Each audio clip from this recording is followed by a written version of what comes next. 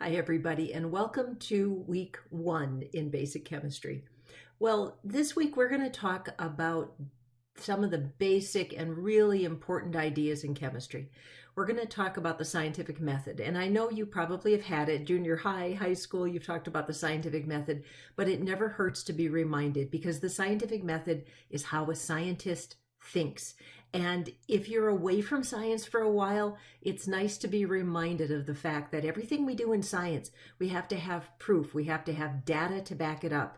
It's not just a bright idea. We have to have quantitative data that says there are numbers that say this is so. There are numbers that say this is the way things are. So we're going to talk about that. We're also going to talk about matter. What makes up the stuff that you and I encounter in our everyday world. Can you imagine the beginning scientists who were first looking at chemistry and they looked at all of the multitude of things that were out there, everything from food to rocks to air, and they had to classify that and make that into different parts and piles.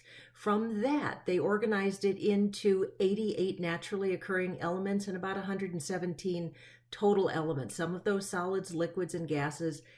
And from those elements, that's our alphabet in chemistry, all of the different compounds we know, everything from sugar to nylon in my little vest here to the flesh that makes up you and me are made of those individual elements. So we're talking those basic ideas that we're going to build upon all semester long. We're also going to incorporate one small set of calculations because this class is probably going to be 65-70% ideas, and there's going to be about a third of the class is going to involve calculations. This chapter is not devoid of calculations. There will be some, and that is going to involve converting between Fahrenheit, Celsius, and Kelvin, which is another measuring system for temperature. So it's a beautiful first chapter. Get your feet wet, get you going in chemistry.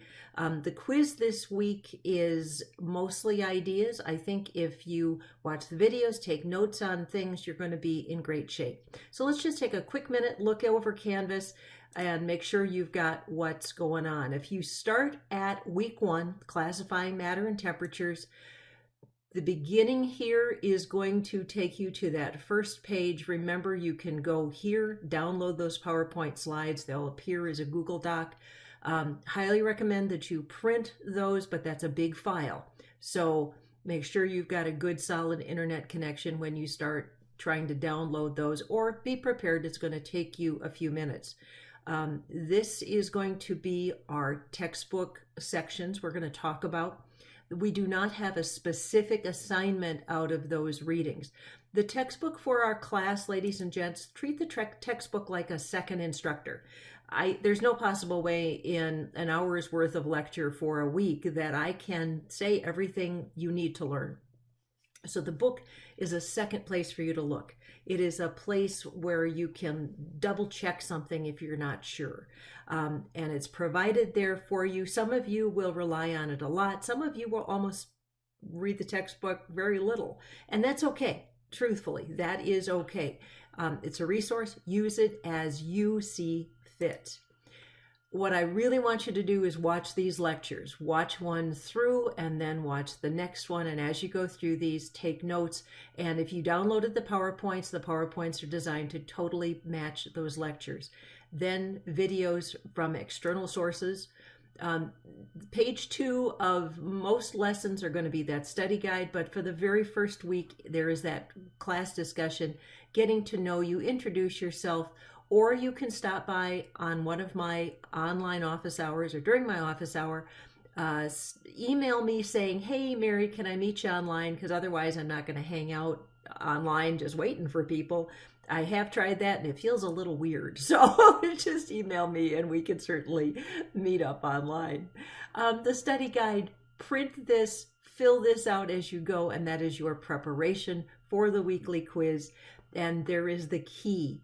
As always, use this wisely and you will be in great shape. It's a great pre-quiz. It's practice for that quiz. And I know until you've actually taken a quiz, you don't really know how hard things are going to be. But trust me, you do the study guide and you do the study guide, check on the key, figure out what you got wrong, work on that. You'll be ready for the quiz.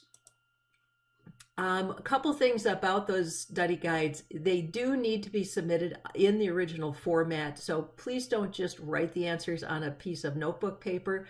You're not going to receive credit if you do that. Everything has to be in the original format, except the big exception for that is, for example, the math problems like the conversions. You can do that on a regular piece of paper, scan that with the study guide and submit it all as one document, and that would be just fine. So I don't want you to worry if you can't get things in the right little boxes on that sheet.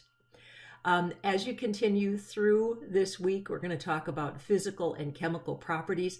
States of matter, we need solid, liquid, gas, and plasma, and those are very interesting. There's some basic ideas, but there's some real specific chemical definitions of those. What exactly do chemists mean by a mixture? Chemistry has specific definitions of pure substances, and then mathematically those temperature conversions. Lastly, every week is going to be that quiz. Remember, I said they're going to be timed. This one, there's only 1 or 2 math problems, and they're really fast. Everything else is going to be just things you've learned by watching the videos, and it's going to be, oh yeah, easy, easy, easy. Multiple choice questions, and you're going to do great. If you have questions as you go along, email me and we'll figure things out. All right. Have a super week, and we'll talk soon. Bye-bye.